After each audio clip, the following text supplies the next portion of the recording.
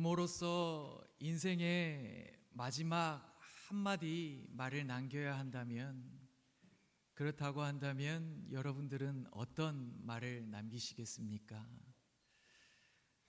어떤 한 아비가 아들을 뒀는데 그 아들은 그냥 밤낮으로 돈을 쫓아다니고 노름하러 다니고 하는 그런 아들이 있었대요. 그래서 이 아비가 죽기 전에 어떤 말을 남길 것인가 이렇게 이야기했다고 합니다. 내 서재에 보면 책갈피 속에 돈을 끼워놨다고, 너 돈 필요하면 언제든지 와서 책에서 찾아가라고 그렇게 이야기를 남겼더랬죠. 그러니까 이 아들이 돈이 필요할 때면 아버지 서재에 와서 책을 뒤지다가 돈 발견하고 책 목차도 읽게 되고, 그리고 책의 내용이 궁금해서 표지도 좀 보고 내용도 읽고 하다가 결국에는 책을 다 읽게 되었다는 거예요. 아비가 자기 없이 살아갈 아들에게 그 생존을 위해서 꼭 쥐어주고 싶었던 것 한 가지가 무엇이었습니까? 바로 책 읽기였다라는 것이죠. 그 아버지의 마지막 말은 자식을 위해 남긴 말입니다. 라스트는 넥스트다라고 하는 말이 있는데요, 마지막 말이기도 하지만 그 마지막 말은 다음을 위한 말로 남기는 그런 말이 될 수도 있는 것이죠. 오늘 본문은 모세가 남기는 마지막 말입니다. 신명기 33장, 34장은 모세의 마지막을 기록하고 있는데요, 특별히 33장은 모세의 유언이라고 볼 수 있고 34장은 모세의 죽음을 이야기해주고 있습니다. 하나님의 부르심으로 시작한 그 40년의 거룩한 공직 생활을 뒤로 하고 이제 그의 모든 삶의 여정을 정리하는 자리, 마감하는 자리가 바로 출애굽기 신명기 33장, 34장의 자리인 것이죠.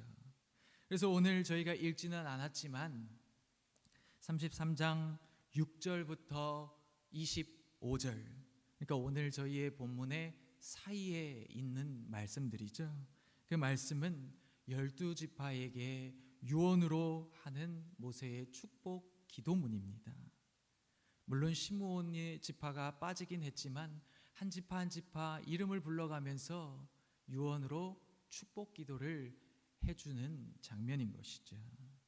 죽기 전에 모세는 그의 생애 전체를 통해서 깨달았던 지혜와 진리, 그것을 유언이라고 하는 엑기스로 요약해서 이어지는 세대, 자기가 이끌고 왔던 그 다음 세대들의 문맥 속에 자기 인생의 경험을 집어 넣어주려고 하는, 지금 그 아버지의 마음이 출애굽기 신명기 33장에 담겨 있는 의미, 메시지인 것이죠.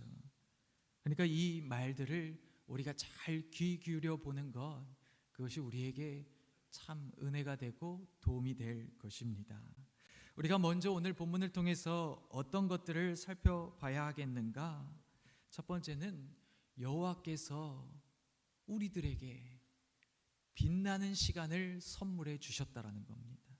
2절에 보시면 그가 일렀으되 여호와께서 시내산에서 오시고 세일산에서 일어나시고 바란산에서 비추시고 일만성도 가운데에 강림하셨고 그의 오른손에는 그들을 위해 번쩍이는 불이 있도다. 다 시각적인 표현들이죠. 하나님이 강림하실 때에 얼마나 찬란할까요? 비추시고 강림하시고, 그리고 그의 오른손에 들려있는 번쩍거리는 불, 그 불은 무기, 칼과 창이 아니라 여호와의 말씀을 이야기하는 것입니다. 빛나는 시간이라고 하는 것이 무엇이겠는가? 오늘 본문에서는 신의 산이라고 의도적으로 기록하고 있는데요, 왜 의도적이냐? 신명기에서는 보통 호렙산이라고 하지 시내산이라고 하는 단어를 잘 사용하지 않습니다. 오늘 읽으신 2절에서만 유일하게 시내산이라고 그렇게 명명하고 있는 데는 이유가 있다는 것이죠. 시내산이 어떤 곳입니까? 말 그대로 주님께서, 하나님께서, 하늘의 하늘도 감당 못할 그분께서 이 땅에 강림 내려오셨던 곳이 바로 시내산입니다. 그리고 시내산은 이스라엘 백성과 하나님과 언약을 맺은 자리이죠. 출애굽기 19장 5절 6절에 나오는 장면인데요. 뭐라고 기록하고 있느냐? 세계가 다 내게 속하였나니 너희가 내 말을 잘 듣고 내 언약을 지키면 너희는 모든 민족 중에서 내 소유가 되겠고 너희가 내게 대하여 제사장 나라가 되며 거룩한 백성이 되리라. 너는 이 말을 이스라엘 자손에게 전할지니라. 시내산 언약을 체결하기 위해 준비하는 장면입니다. 하늘의 하늘도 감당 못할 그분, 감히 그분께 어떻게 나가야 할지 모두가 모르는 상황인데 그 하나님과 언약을 맺고 그분이 우리의 하나님이 되시고 그리고 우리는 그분의 소유 백성이 된다고 하는 그 귀한 언약을 맺은 자리가 바로 시내산입니다. 그리고 무엇보다 시내산이 가지고 있는 중요한 의미 중에 하나는 율법, 하나님의 법, 말씀을 수요해 주신 자리, 그 자리가 바로 시내산인 것입니다. 여러분, 법을 소유한다는 것이 어떤 의미입니까? 법을 소유하는 것은 이제 우리의 정체성이 그냥 노예의 잡족의 상황이 아니라 하나의 나라로 탄생했다라는 것을 의미하는 것이죠. 이스라엘이 국가로 새롭게 태어난 자리, 그 고향의 자리가 바로 시내산인 것입니다. 그러니까 지금 이 모든 2절에서의 이야기로 얘기하고 싶은 바가 무엇인가? 하나님께서, 그 지극히 높으신 하나님께서 친히 우리의 왕이 되어 주셨다. 그 이야기를 하고 싶은 거예요. 여러분, 모세의 생애를, 그의 전기를 이 본문을 읽어갈 때 생각해 볼 필요가 있습니다.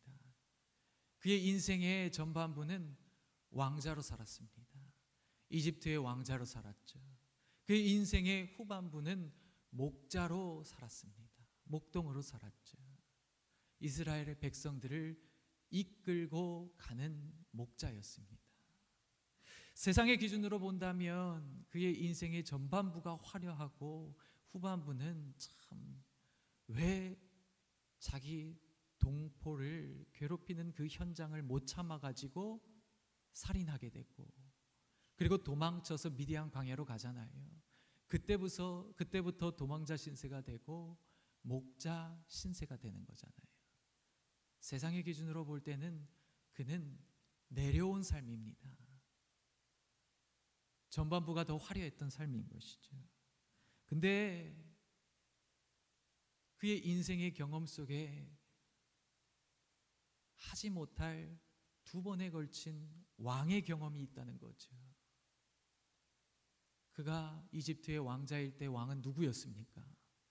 파라오를 왕으로 모시고 살았던 때가 있었고, 그리고 목자일 때는 누구를 왕으로 모시고 살았습니까? 여호와 하나님을 왕으로 모시고 이스라엘 백성을 출애굽시키는 그 현장을 인생 전체를 통해서 경험한 사람이잖아요. 그의 왕의 경험, 바로가 왕이었을 때 여호와 하나님께서 왕이 되어주셨을 때 그에게 가장 빛났던 시간은 어떤 시간이라고 말하고 있는 것입니까? 여호와 하나님께서 왕이 되어주셨을 때가 가장 빛났던 시간이라는 것을 이야기하고 있는 겁니다. 하나님이 왕이 되어주셨던 시간들. 그래서 모세는 죽기 전에 하나님이 진정으로 이스라엘의 왕이 되신다라는 것을 이스라엘 백성들에게 전해주고 싶었던 거예요. 그의 삶의 전체를 걸고 말이죠. 두 번째로 살펴볼 것은 26절입니다. 뭐라고 기록하고 있느냐? 여수르니여 하나님 같은 이가 없도다. 여러분, 하나님과 같은 이가 없다라는 것을 모세가 전하고 싶은 것입니다. 그분은 어떤 분이시길래 그분과 같은 이가 없는가? 그 뒤에 나오죠. 그가 너를 도우시려고 하늘을 타고 궁창에서 위엄을 나타내시는도다. 쉽게 얘기하면 하늘에서 막 분주하게 달리는 겁니다. 궁창에서 바삐 움직이시면서 그렇게 달리고 계신 하나님의 모습을 시적으로 표현하고 있는 것입니다. 왜 이렇게 바쁘신 것인가? 왜 이렇게 분주하게 움직이고 계신 것인가? 왜 그렇습니까? 27절 26절입니다. 그가 너를 어떻게 하시려고? 도우시려고. 하나님께서 너희들을 도우시려고 그렇게 분주하게 그렇게 바삐 하늘을 타고 궁창에서 움직이시는 분이셨다. 이런 분이 어디 있느냐라는 것을 모세는 이야기를 하고 있는 것이죠.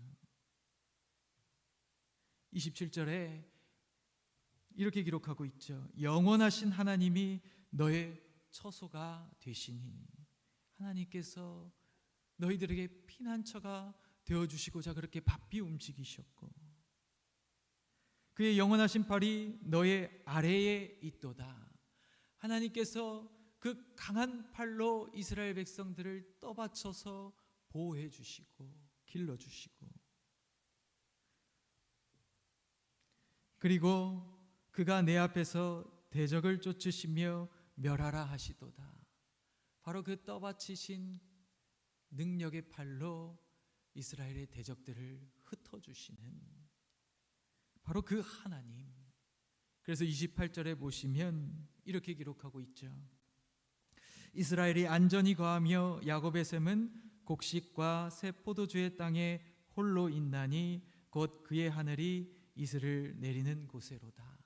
하나님께서 이렇게 바삐 움직이시면서 보호하시고 길러주시고 때에 따라 이슬과 비를 내려주시고, 이런 상황 속에서 이스라엘은 풍요로운 땅에서 안전하게 거하게 살게 하시는 분, 그분이 바로 하나님이시기 때문에 하나님과 같은 분이 없다.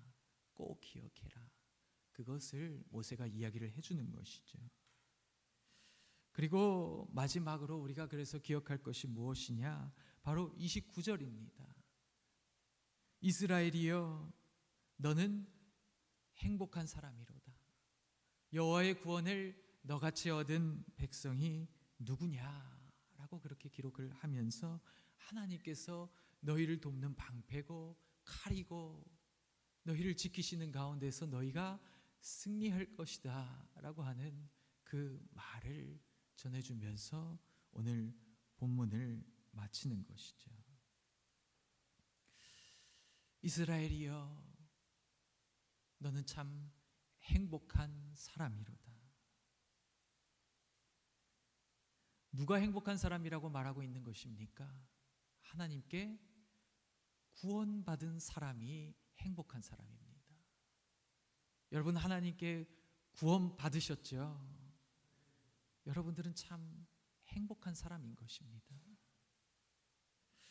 오늘 본문 5절과 26절에 두 번에 걸쳐서 기록되고 있는 것이 무엇이냐? 여수르니여라고 하는 호칭입니다. 여수르니라는 것은 정직한 자라고 하는 뜻인데, 이거는 이스라엘을 부르는 별칭, 이스라엘을 부르는 애칭입니다. 그 호칭 속에는 하나님의 사랑이 듬뿍 담긴 마음이 담겨 있는 호칭이죠. 이 모든 것들을 한마디로 종합하면 무엇이냐? 그게 바로 3절입니다. 여호와께서 뭐라고 하는 겁니까? 백성을 사랑하시나니. 모든 것은 여호와께서 하나님을 사랑하신다는 말로 요약되고 수렴되는 것이죠. 하나님의 구원을 경험하는 것도, 하나님의 보호하심을 경험하는 것도 하나님께서 말씀을 주신 사건도 다 하나같이 하나님께서 너희를 사랑하신다 라고 하는 다른 말들이잖아요. 하나님이 왜 그냥 우리에게 왕이 되어주시는 겁니까? 왜 이런 가장 낮은 곳까지 내려오셔서 이스라엘의 왕이 되어주십니까? 한번 생각을 해보자고요. 그냥 무턱대고 내려오는 겁니까? 당연한 일이 아니죠. 우리는 한 계단 내려가는데도 그렇게 많은 마음을 먹고 내가 진짜 예수님 믿기 때문에 올라가기보단 내려가는 길을 선택하겠다고 그렇게 할 때도 한 계단 한 계단 내려가기가 어려운데 그 가장 높은 곳에서 가장 낮은 곳까지 내려오신 하나님의 그 행동을 당연하게 여기는 건 말이 안 되잖아요. 이스라엘의 탁월함이 어디서 나오는가? 바로 이 하나님의 듬뿍 담긴 사랑에서 나온다는 겁니다. 여호와께서 백성을 사랑하시나니. 이 말은 지금 누가 듣고 있는 말입니까?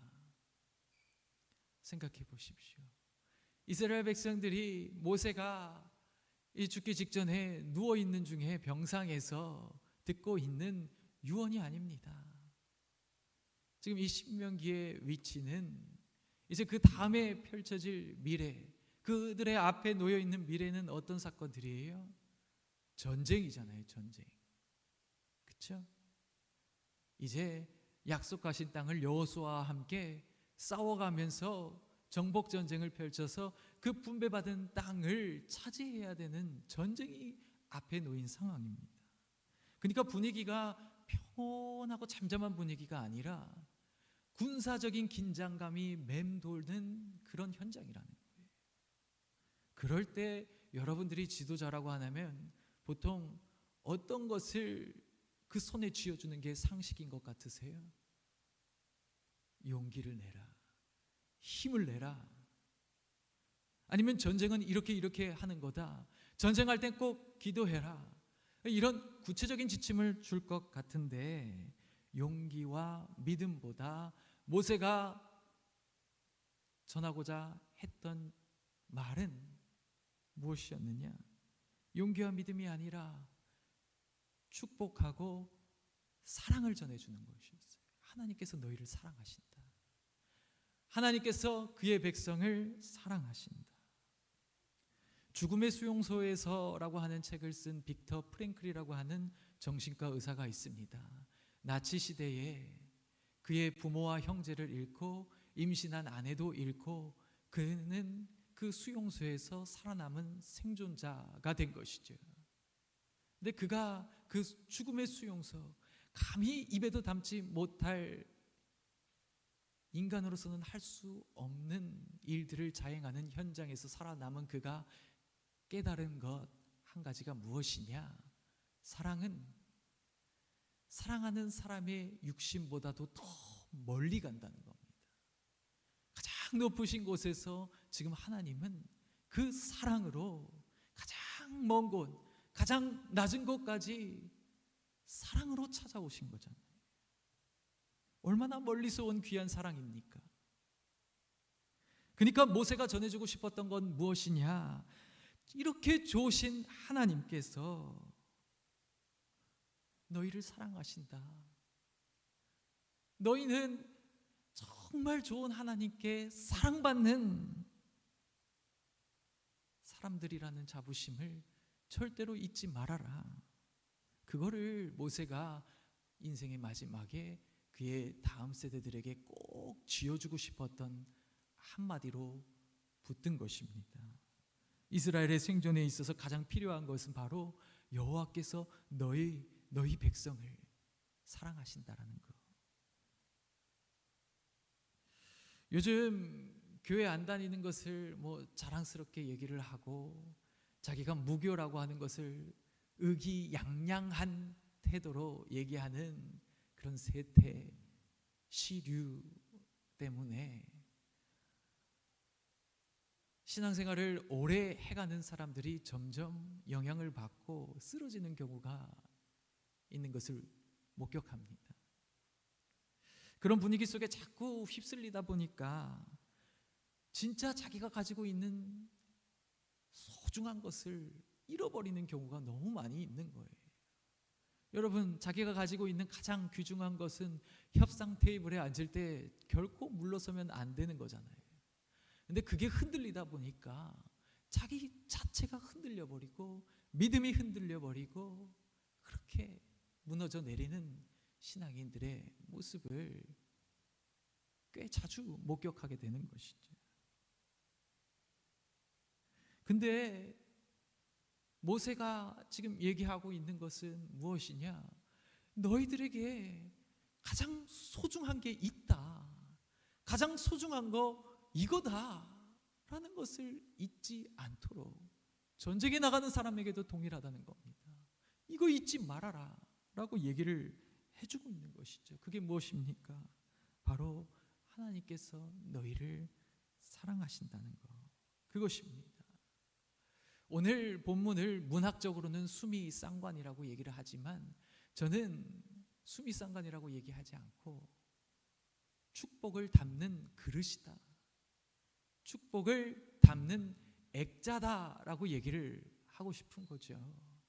이스라엘 백성들에게 주는 축복 기도문을 감싸고 있는 그릇이 무엇인가? 그 축복 기도문을 고이 보관하고 있는 액자는 무엇인가? 바로 여호와께서 너희를 사랑하신다라는 거예요. 그것이 없으면 아무리 하나님께서 축복을 주셔도 그 축복을 담아내지 못한다는 겁니다. 저희 둘째 아들이 물놀이를 그렇게 좋아해요. 해양생물을 좋아해서 바다를 데리고 갔더니 구덩이를 파놓고 그 바닷물에서 구덩이까지 이렇게 손으로 해가지고 그 물 채워보겠다고 이러고 있는데 손에서 그 조그만한 손에다가 물이 다 질질 새는 거예요, 오면서. 그래서 와서 탁 부으면 몇 방울 안 떨어져. 그거 보고 제가 이런 거 바케스라고 하죠. 이런 것들을 이렇게 쥐어줬어요. 그랬더니 이제 물 떠가지고 이렇게 채우니까 물이 채워지잖아요. 여러분, 축복을 담을래도 그릇이 있어야 되잖아요. 그렇죠? 그릇이 있어야 됩니다. 우리에게 그릇이 있냐는 걸 물어봐야 돼요. 나는 다 축복이 다 새나가고 있는 건 아닌가? 하나님이 모세를 통해서, 아니 우리에게 예수님을 통해서 축복을 빌어주고 기도해주고 우리 대제사장 되신 예수께서 그렇게 해주는데 그 축복 담을 그릇이 없어서 다 새나가고 있는 인생은 아닌가? 사실 하나님께서 너희 백성을, 여러분들을 사랑하신다고 하는 거, 그거는 그걸 가지지 못한 사람들에게 가장 부러워하는 대목입니다. 마치 깨어진 가정의 아이가 화목하고 아주 좋아 보이는 부모 밑에 있는 애를 부러워하면서 바라보는 눈빛과 같이 여호와께서 우리를 사랑하신다라는 것은 우리가 가진 가장 큰 자산이라는 거예요. 가장 소중한 거라는 겁니다. 그걸 잃어버려가지고 자기가 행복한 사람인 것도 알아차리지 못하고 신앙의 세월이 가면 갈수록 신앙이 많이 옅어지고 흐려져가지고 그 축복마저 다 걷어치우는 인생 돼버리면 얼마나 안타까운 일입니까? 인생에서 하나님이 옅어질 때쯤에 반드시 기억하십시오. 하나님의 사랑을 받는 너희는, 하나님의 사랑을 받는 여러분들은 행복한 사람입니다. 그게 모세가 자기 인생 전체를 걸고 해주고 싶었던 한마디 말입니다. 여러분들 그 자부심 절대로 잃지 마시고, 하나님께 사랑받는 존재라는 것은 그냥 추상적이거나 일반적인 이야기가 아니라 정말 소중한 일이라는 것을 기억하셔서 그 자부심으로 이 세상에서 당당하게 살아가십시오. 그때 하나님께서 주시는 축복을 담아낼 수 있게 되는 것이고, 그러한 인생 나중에 부러워서, 그렇게 부러워서 여러분들 쳐다보는 귀한 인생들이 될 것인 것을 꼭 기억하시기를 주님의 이름으로 간절히 축복합니다. 기도하겠습니다.